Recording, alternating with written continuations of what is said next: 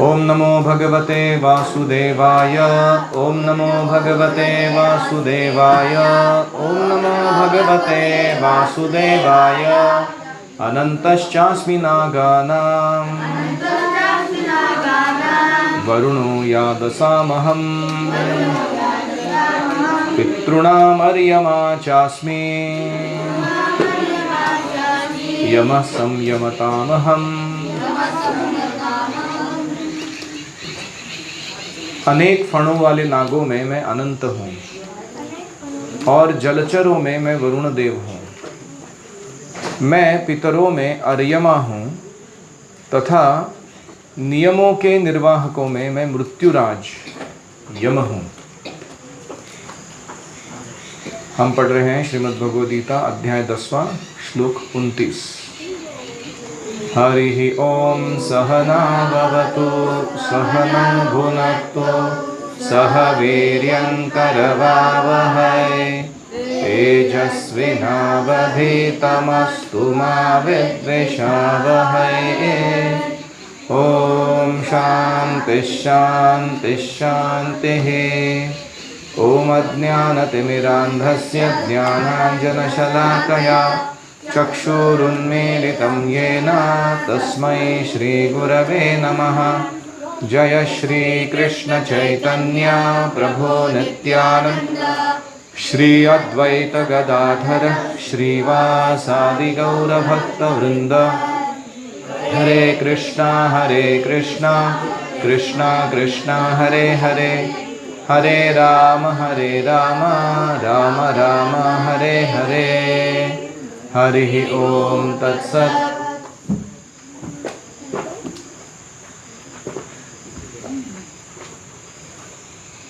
Samskar, I am here and the screen is here.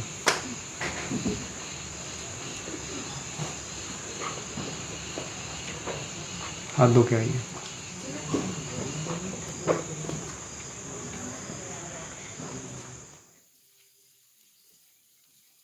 And let Krishnang finish, then we will do.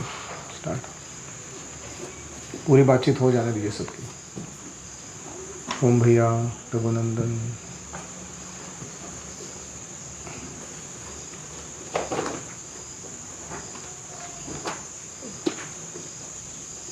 do I have permission to start? Permission नहीं देंगे तो चलने को।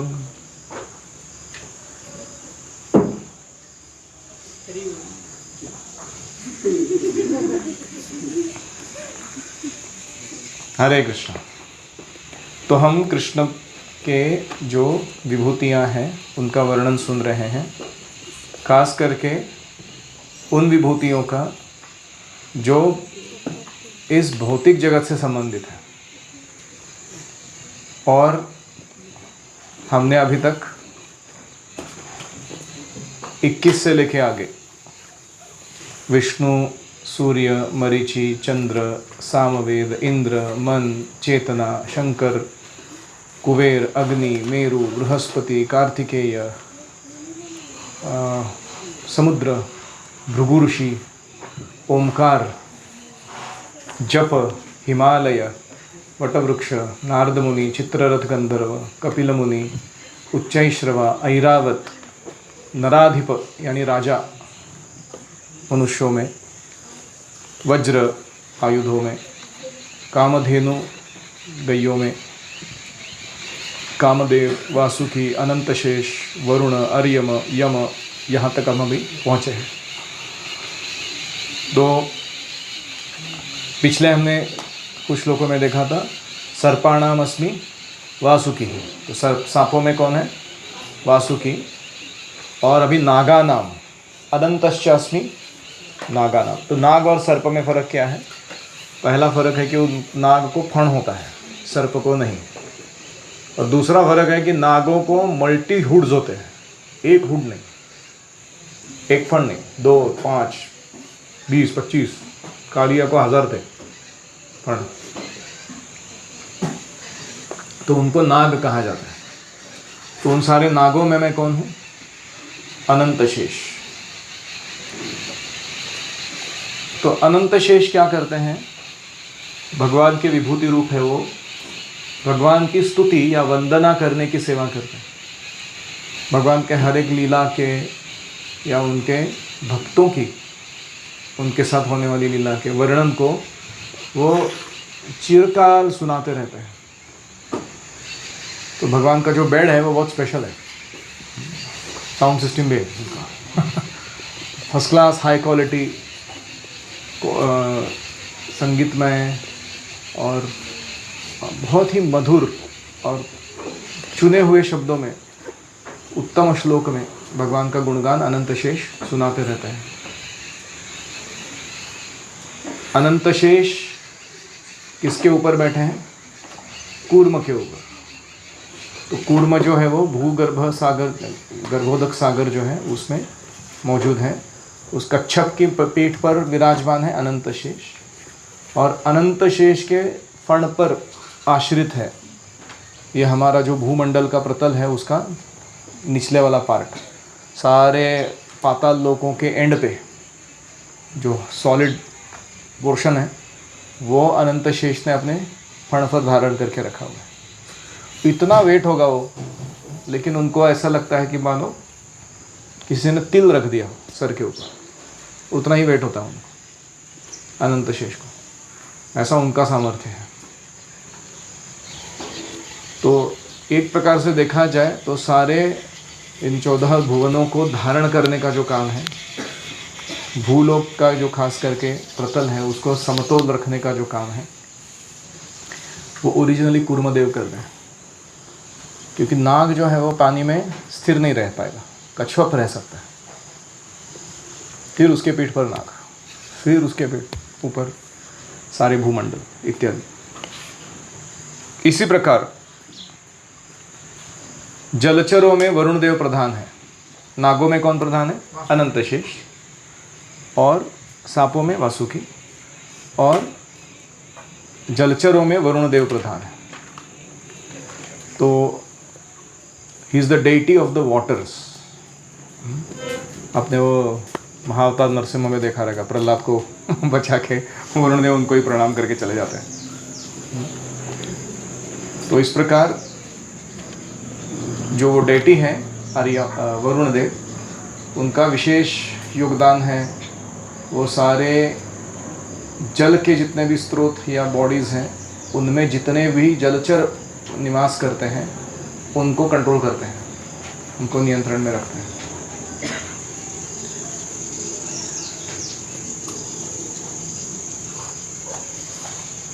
यही वरुण देव है जो भीमसेन को जब विष पिला के डाल दिया गया था गंगा में, हस्तिनापुर के निकट, तो वो लुढ़कते लुढ़कते कहाँ चले गए?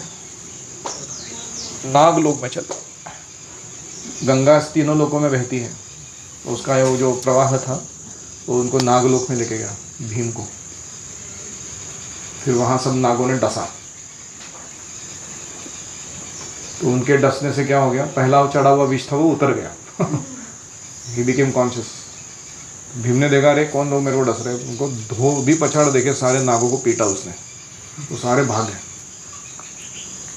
तो उस समय नागों के देवता आते हैं और वो भीम को कहते हैं कि आपका स्वागत है, मैं आपके ही क्लैन का आदमी हूँ, आपके परदादा और हमारे परदादा जात भाई थे, मैं आपका विशेष कुछ सेवा करना चाहता हूँ।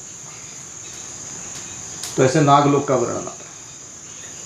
ऐसे ही वरुण देव किसको लेकर जाते हैं? नंद महाराज को, क्योंकि वो गलत समय पर स्नान किया ऐसा उनका आक्षेप होता है। नंद बाबा को पकड़ के लेके जाते हैं। तो कृष्ण नंद बाबा को ढूंढने के लिए वरुण देव के राजधानी में जाके दमक जाते हैं और कहते हैं मेरे पिताजी को छोड़ दीजिए। तो वरुण देव को पता नहीं होता है कि मेरे सेवकों ने ऐसे कुछ महान घोर अपराध किया भगवान के पिताजी के प्रति। तो वरुण देव खुद से सामने आके माफ़ी मांगते हैं भगवान की और नंद बाबा को रिहा कर देते हैं। तो नंद बाबा वापस आने के बाद सारे ब्रजवासियों को स्टोरी सुनाते हैं। लड़का बड़ा अद्भुत है हमारा, कहीं भी जाता है ना लोग इसको बहुत मानते हैं। वो वरुण देव के वहाँ गया था ना, वो वरुण देव भी बहुत मान रहे थे इसको। ये नहीं बोल रहे कि पूर्ण पुरुषोत्तम भगवान है, वो बोल रहे थे कि कोई श्रेष्ठ है, मतलब अच्छा लड़का है। ऐसा उनका भावना है कृष्ण के प्रति। तो ये है वरुण देव और नागलोक। फिर आगे है पितृलोक के अधिष्ठाता है अर्यम, और मृत्युलोक या नरकलोक के अधिष्ठाता है यम। यम और अर्यम, और इनकी बहन है यमुना। ये तीनों कहाँ से आए? सूर्य देव से आए। सूर्य के पुत्र पुत्री है वो, अर्यम, यम और यमुना। तो अर्यम जो है वो पितरों के इंचार्ज है, अधिष्ठाता है। वो अर्यम का काम क्या है? जो पुण्यवान जीव हैं, मृत्यु के पश्चात जब यमराज के दरबार में वो चले जाते हैं और उनको बोला जाता है कि तुमने इतना पुण्य किया है, इसके लिए तुमको इतना एंजॉयमेंट मिलेगा, तो वही इस सारे पाताल लोक के नीचे एक जगह है नरकलोक या संयमणि, जो यमराज के रहने का स्थान है, और दूसरे जगह है अर्यमलोक, जो अर्यम के रहने का स्थान है। वो बिलस स्वर्ग नाम से विख्यात है। बिलस स्वर्ग मतलब इट इज स्वर्ग दैट इज बिलो द पाताल लोक, यानी वहाँ का जो क्वालिटी ऑफ एंजॉयमेंट, भोग का सामग्री है, वो स्वर्ग के तोड़ का है। तो जब यमराज जैसे हर एक जीव का न्याय करते हैं, तो कुछ लोगों को अर्यमलोक भेज दिया जाता है और कुछ लोगों को यमलोक भेज दिया जाता है। इधर जाने पे एप्पल आईफोन मिलता है जोक कर रहा हूँ, या यहाँ का हाई क्वालिटी मटेरियल एंजॉयमेंट मिलता है उनको, और यहाँ जाने पे डंडे पड़ते हैं, विष्ठा खानी पड़ती है, उल्टे सुल्टे काम करने पड़ते हैं बैठ के। तो ये दोनों भाई भाई एक एक लोग को संभालते हैं। वो है अर्यम, ये है यम। और इसीलिए जब हम पितृपक्ष मनाते हैं, पितरों को तिल का दान करते हैं, या काक बलि देते हैं लोग, या इत्यादि अन्य भी कार्य हैं, श्राद्ध करते हैं, तर्पण करते हैं। वो एक मेथड है कि जो हमारे पितर पूर्वज मृत हो चुके हैं, अभी गए हुए यमराज के पास, और यमराज ने उनका न्याय दे दिया। अभी कुछ लोग हैं वो यम लोक में सड़ रहे हैं, झुलस रहे हैं, पकोड़े जैसे तले जा रहे हैं, और कुछ लोग हैं वो अर्यम लोक में मटेरियल एंजॉयमेंट हाई क्वालिटी का भोग कर रहे हैं। तो हम जब ये श्राद्ध इत्यादि कर्म करते हैं, देखो कर्म, विधि और संस्कार अलग अलग है। तो ये कर्म है, ये करने से क्या होता है? वहाँ बैठे हुए जो हमारे पितर हैं, उनको उनके बैंक अकाउंट में हम सुकृति ऐड कर देते हैं, और उससे वो उनका एंजॉयमेंट का ड्यूरेशन और क्वालिटी बढ़ा लेते हैं, और वो हमारे ऊपर संतुष्ट हो जाते हैं कि हमने अच्छी संतति उत्पन्न की जिसने हमारा मान रखा। और अगर वो नरक में झुलस रहे थे, तो वो नरक का जो उनका पनिशमेंट है वो कम हो जाता है, अगर हम पुण्य काम करते हैं तो। और अगर हम पाप कार्य में लग जाएंगे, सोचो गोपीनाथ बड़ा होने के बाद सोचता है कि मेरे को पबजी चैंपियन बनना है, और वो ऐसे उल्टे सुल्टे काम करने लगता है जिसमें गैम्बलिंग, इंटॉक्सिकेशन, जो भी चार वो सब इन्वॉल्व है। तो फिर उसके जो भी पितर रहेंगे वो उसको कर्ज करते हैं, श्राप देते हैं, बोलते हैं पुत्र उत्पन्न नहीं करते थे तो ये अच्छा होता था, ऐसा उठपटांग आदमी उत्पन्न करते।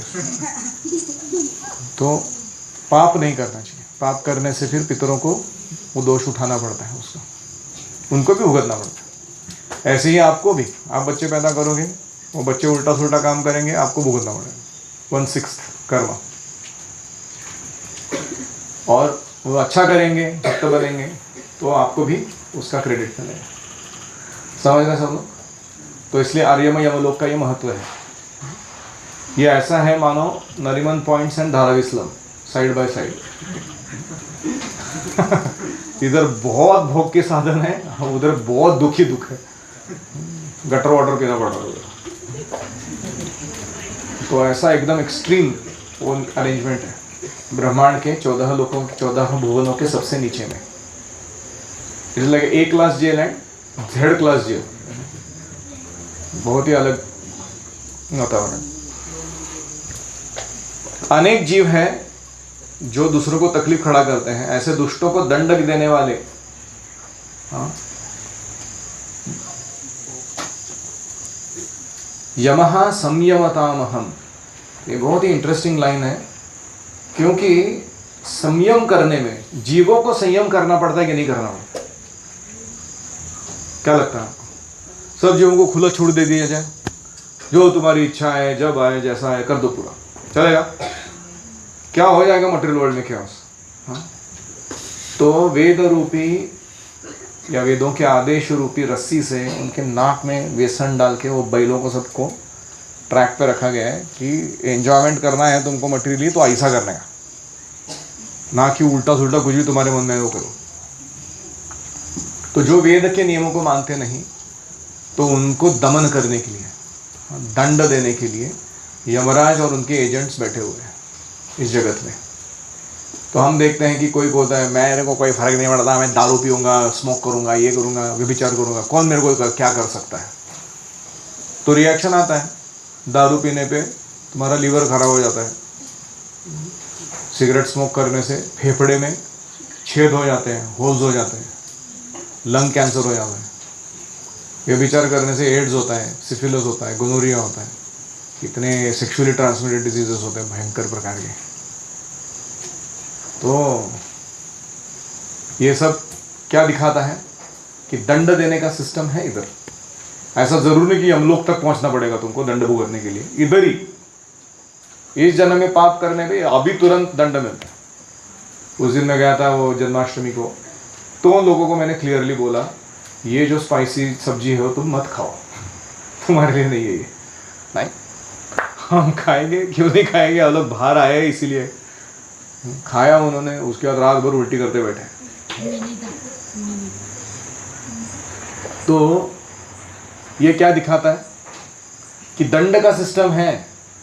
तुम अगर मानोगे नहीं नियम को जो तुम्हारे हित में बनाए हैं, तो क्या होगा? एक एजेंसी है जो दंड निर्वाहन करेगी, दंडाधिकारी। इसलिए यमराज के हाथ में क्या है? यमदंड। उसको सामने सब लोग को झुकना पड़ता है। ऐसा कोई व्यक्ति नहीं इस दुनिया का जो यमराज के दंड के सामने अपना सिर उठा के जी सके। और वही यमराज जब कोई विशुद्ध भक्त बन जाता है भगवान का, तो उसके सामने अपना सिर झुकाते हैं उसकी मृत्यु के समय और कहते हैं कि मेरे सर पर तुम अपना चरण कमल रख के भगवत धाम चले जाओ। ये भी कंपल्शन है शुद्ध भक्त को। देखो यमराज का कितना महानता है। एक उनका रूप ऐसा है कि दंड देना मतलब ऐसा खतरनाक दंड है वो, किसी को रोस्ट करने का, फ्राई करने का, ओवन में डालने का, किसी को मिक्सर में डालने का, जूस निकालने का उसका, किसी के ऊपर ऐसे थंडरबोल्ट हर्ल कर देने का, प्रपात, वज्र प्रपात, किसी को विष्ठा खिलाने का। ऐसे अजीब अजीब तरीके के 27-28 प्रकार के नरक लोक है, अलग अलग टाइप का पनिशमेंट है वहाँ। यमराज को सब मैनेज करना पड़ता है। ऐसा सेवा दिया चलेगा क्या आपको कि जो भी जीव आ रहे हैं उनको ये सब करने का, तुमको उसको मॉनिटर करने का प्रॉपरली, और वो एग्जैक्ट क्वांटिटी में मेजरी देने का, उसको जितना पाप किया उतना ही देने का बराबर। ये एक है यमराज का साइड। दूसरा यमराज का साइड है वो स्वयं शुद्ध भक्त है, 12 महाजनों में से एक है, और वो नहीं चाहते हैं ये सब काम, इसीलिए कभी विदुर के रूप में आते हैं रिटायरमेंट लेके थोड़ा यमलोक से, बोलते बहुत हो गया ये सब काम। कभी कभी चैतन्य महाप्रभु की लीला में भी आते हैं जगाई मदाई को देखने के लिए, इनका कैसे उद्धार हो गया। तो ऐसे जब कोई शुद्ध भक्त बन जाता है तो यमराज क्या करते हैं? अपना सिर जो है वो उसके सामने झुकाते हैं और मृत्यु के समय उसको कहते हैं कि मेरे सर पर अपना पैर रखे, हम भगवत धाम चले गए। तो ये है यमराज का कार्य। अगर हमको यमराज को नहीं देखना है इस लाइफ टाइम के एंड में, तो तीव्रता से, शुद्धता से भक्ति करनी होगी। तो यमराज का जो दूसरा रूप है वो देखना नहीं पड़ेगा। तो यम, रूपा जी लिख रहे, पृथ्वी लोक के निकटवर्ती लोक में रहते हैं। ऐसा क्यों कह रहे हो? क्योंकि जो डिस्टेंसेस हैं लोकों के बीच, उसमें भूमंडल का प्रतल जो है उसके नीचे जब जाएंगे तो सबसे नीचे वाले 2 प्लानिटरी लेवल्स जो है, सिस्टम्स है, उनके बीच का अंतर का 10 गुना नेक्स्ट है, उसके 10 गुना नेक्स्ट है, उसके 10 गुना नेक्स्ट है, 10 गुना नेक्स्ट है। यानी वो बढ़ता जाता है और भूमंडल के बाद ऊपर जाते तो और भी ज़्यादा बढ़ जाता है। The distance between two planetary systems. तो इसलिए भूमंडल के थोड़ा सा ही नीचे जाने पे यमलोक आ जाता है, लेकिन ब्रह्मलोक जाना है तो बहुत ज़्यादा डिस्टेंस कवर करना पड़ता है, समझ रहे हैं आप? तो प्रभुपाद जी बोल रहे हैं कि पृथ्वीलोक के बहुत ही निकट यमलोक है। नहीं, निकट नहीं है इन द सेंस बहुत दूर है वो हमारे लिए, हमारे कैलकुलेशन से, लेकिन ब्रह्मांड के स्ट्रक्चर के अंदर देखा जाए तो बहुत ही पास में हो। तो इसलिए वो ऐसे कहते हैं। तो मृत्यु के बाद पापी लोगों को वहाँ ले जाया जाता है और यमराज उन्हें तरह तरह का दंड देने की व्यवस्था करते हैं। दंडे तारे यम। वो पहले एक एडवर्टाइजमेंट था, संडे हो या मंडे रोज खाओ अंडे। तो हमारे भक्तों ने उसका नया वर्जन निकाला, संडे हो या मंडे रोज खाओ अंडे, फिर पड़ेंगे यमराज के डंडे। उसके बाद अंडे खाने के बाद, मांस खाने के बाद, या ऐसे उल्टे सुल्टे काम करने के। हमारे एक लड़का है इधर, नाम नहीं बताऊंगा, रिकॉर्ड हो जाएगा, उसने मेरे को बोला था कि बचपन में मैं बहुत उल्टा सुल्टा खाता था, कुछ भी खा, होटलिंग मतलब कंटिन्यूस, एक के बाद एक, अति स्पाइसी, अति ऑयली, मिर्च मसाला मार के एकदम पूरा अंदर का सिस्टम जला दिया। और उसके जो फाइन ऐसे गट बैक्टीरिया होते हैं या गट अंकुरक होते हैं, ऐसे डाइजेशन जूस को सक करने वाले, उसका अंदर रस में परिवर्तन करके रक्त बनाने वाले, सब खराब है सिस्टम। तो दंड मिलता है।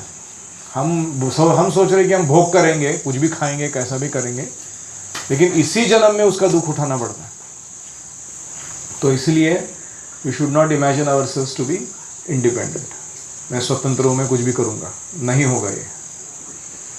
और अगर आप अपने गुरुजनों की, माता पिता की बात नहीं मानोगे तो क्या होगा? फिर दूसरी एजेंसी काम पे आ जाएगी। फिर जैसे सरकार का बात मानता है कोई, अच्छा नागरिक बनता है तो सरकार सारा सुविधा देता है। अगर नहीं मानता है कोई तो फिर पुलिस डिपार्टमेंट पिक्चर में आ जाता है। उनका ट्रीटमेंट अलग ही रहता है, वो किसी को सुधारने का। वो ऐसे बोल के वगैरह नहीं सुधारोगे, डंडे मार के सिखाते हो। तो ऐसे यमराज जो है वो तभी एक्टिवेट होते हैं जब हम पाप करते हैं। उनके एजेंट्स तभी हमारे जीवन में इंटरफियर करते हैं। प्रह्लादश्चास्मि दैत्यानां कालः कलयतामहं मृगाणां च मृगेन्द्रोऽहं वैनतेयश्च पक्षिणां। दैत्यों में मैं भक्तराज प्रह्लाद हूँ, दमन करने वालों में मैं काल हूँ, पशुओं में मैं सिंह हूँ और पक्षियों में मैं गरुड़ हूँ।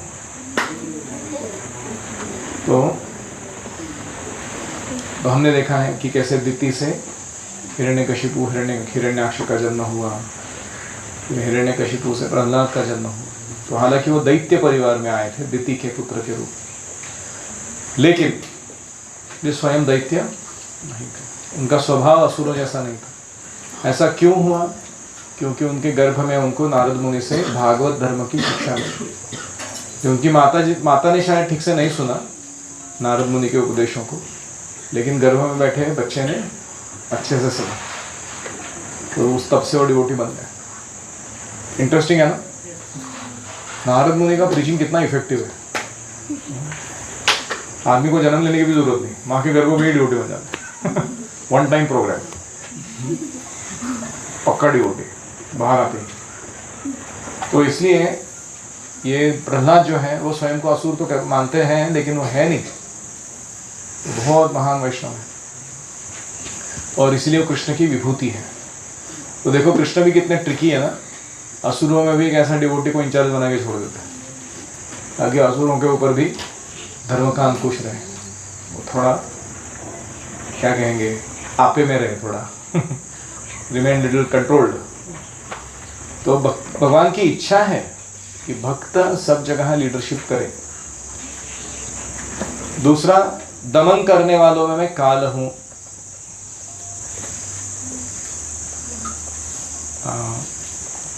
यहां संयम का अर्थ था कि जो संयम नहीं रखता उसको दंड देने का काम। यहां दमन का अर्थ क्या है? हाँ, दमन का अर्थ यहां है क्षीण कर देना किसी चीज को। There is something called as law of entropy. हमने सुना, फिजिक्स में आएगा आगे। लॉ ऑफ एंट्रोपी क्या होता है? एंट्रोपी मतलब rate of disorder in any system. और लॉ ऑफ एंट्रोपी क्या है? That the rate of disorder in any system constantly goes on increasing unless you supply energy to maintain it as it is.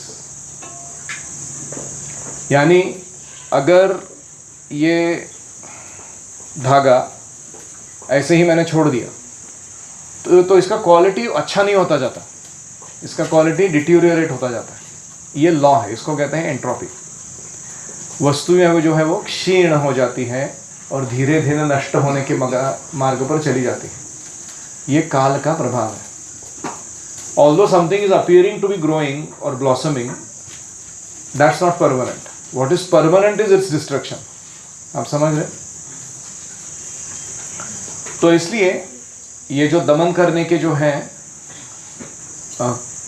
ऐसे दूसरों को अपने प्रभाव से नष्ट कर देना, इतनी बहुत सारी चीज़ें हैं इसमें, लेकिन इसमें काल सबसे प्रभावशाली है।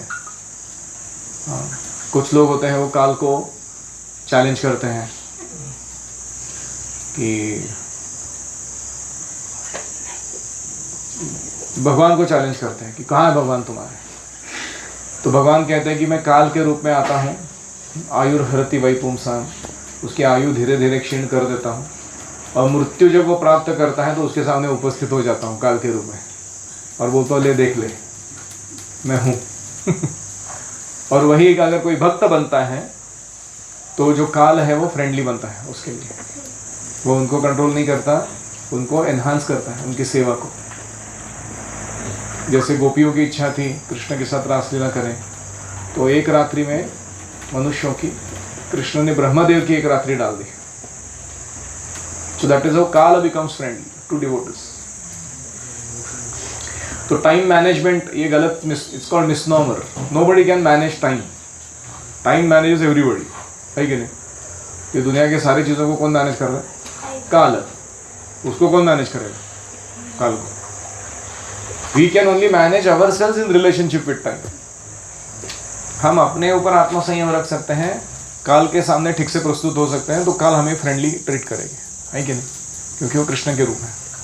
तो इसलिए सीक्रेट ये है, अगर टाइम मैनेज करना है आपको, तो आपको अपनी चेतना शुद्ध रखनी होगी और उसमें सेवा के विचार करने होंगे। You constantly plan for doing service और you constantly execute some service to Krishna, तो काल का प्रभाव आपके ऊपर नहीं होता।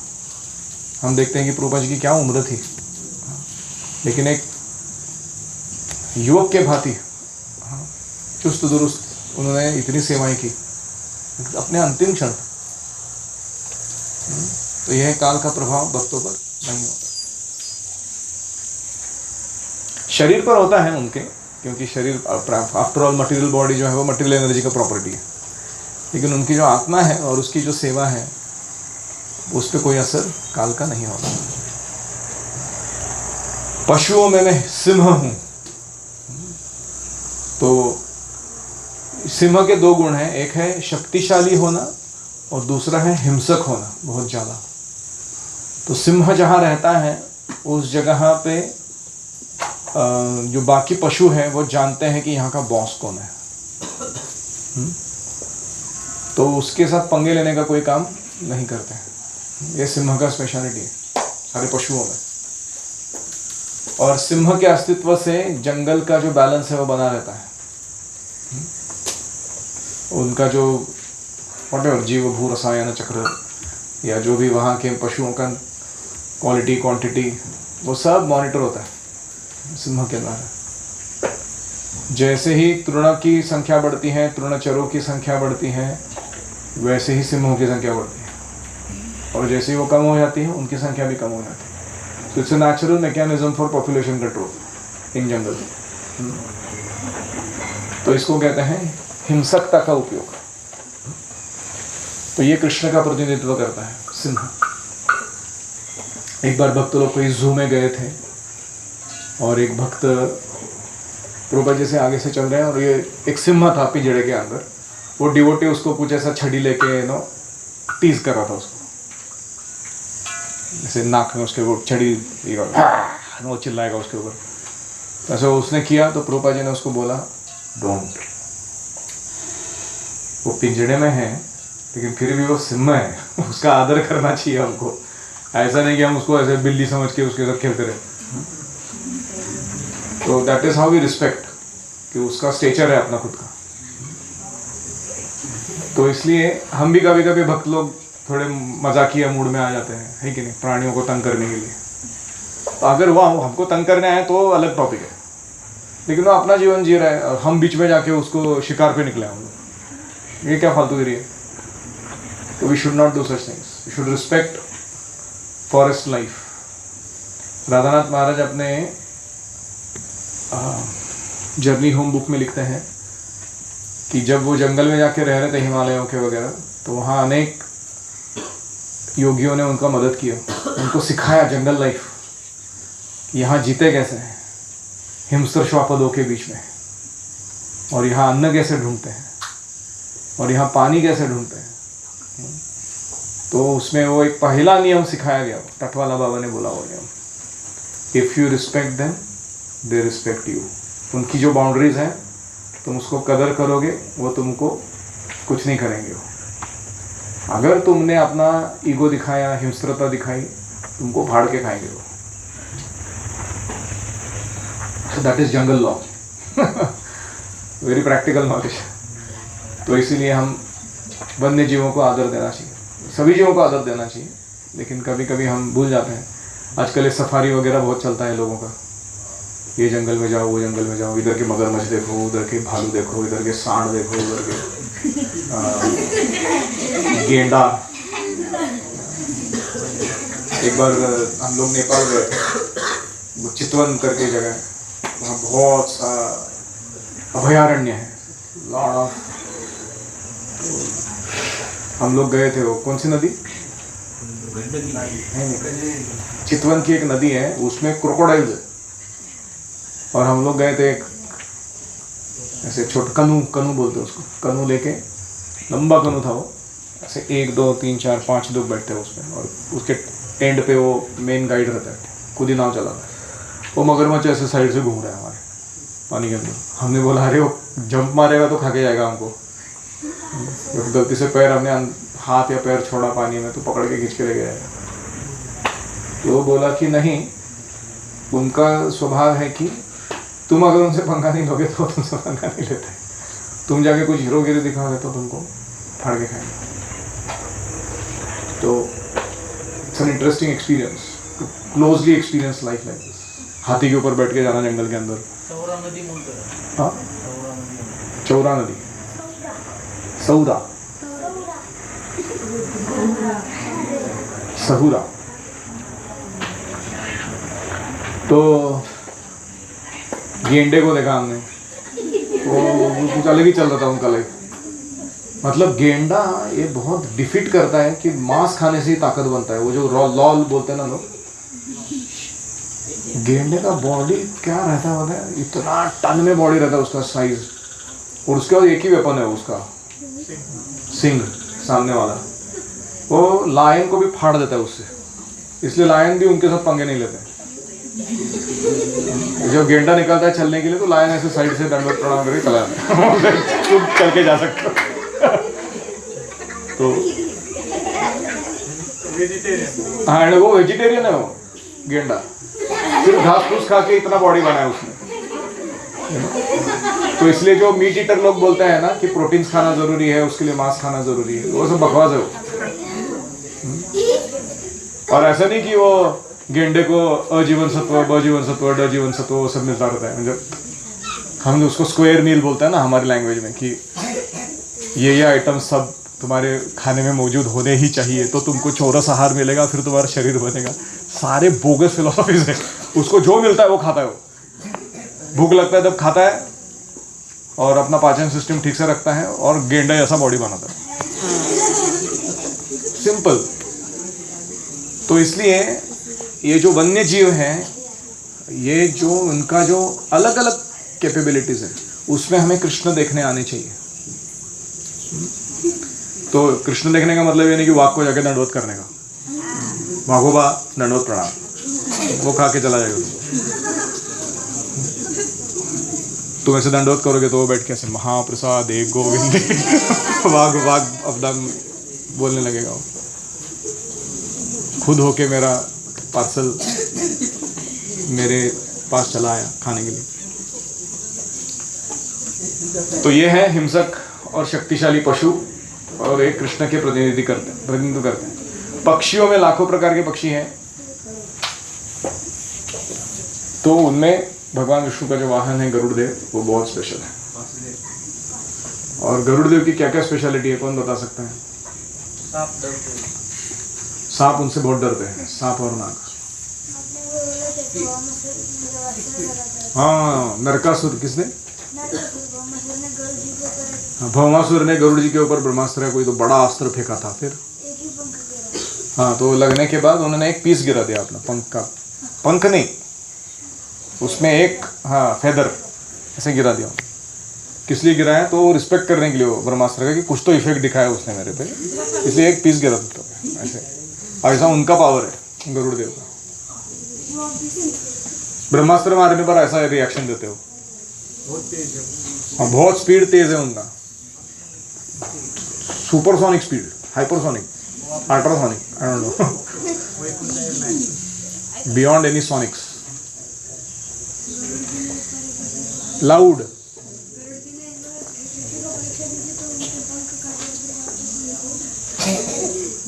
यस,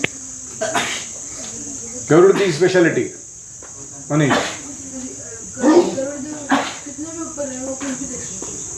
हाँ, कितने भी दूर रहे हो, कुछ भी कहीं पे भी देख सकते हैं। स्वयं भगवान का वाहन है। हाँ, स्वयं भगवान का वाहन है वो, इसी में सब कुछ आ गया। He is very clever. तो अमृत मंथन के समय सारे असुर जो है वो क्या किए, जैसे ही धन्वंतरी भगवान अमृत कलश लेके प्रकट हुए, वो कुछ उपदेश आदेश दे, उसके पहले झपट्टा मार के वो असुरों ने वो पूरा अमृत कलश उठाया और भाग गए। देवता लोग सारे देख रहे, अरे ये क्या हुआ, इतना मेहनत किया हमने सबने, इतना लंबा चढ़ा ये सब चौड़ा ये समुद्र मंथन चला, और एक क्षण में वो लगे भाग गए वो, क्योंकि उनका नेचर है असुरों का। तो गरुड़ देव जाते हैं उस समय, वो असुरों के बीच में जाते हैं और झपट्टा मार के उनसे वो छीन के वापस भागकर बाहर निकाल के लेके आते हैं और फिर भगवान के पास स्थापित करते हैं।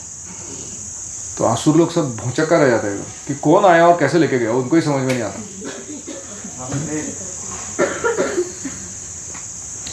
और गरुड़देव का और एक स्पेशलिटी है कि जब वो अपने पंख फड़फड़ाते हैं तो उसमें से सामवेद के मंत्र निकलते हैं।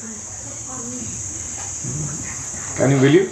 कोई ऐसे उड़ रहा है, तुभ्यं नमामि नारायणाय, तुभ्यं नमामि हे लक्ष्मीकांत, वो भगवान का गुणगान गाता है, उनका पंख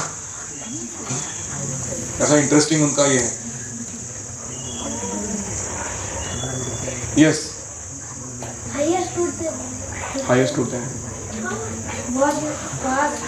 फास्ट है।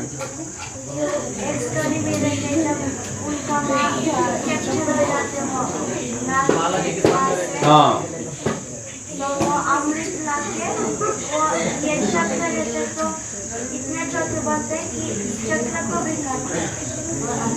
करेक्ट।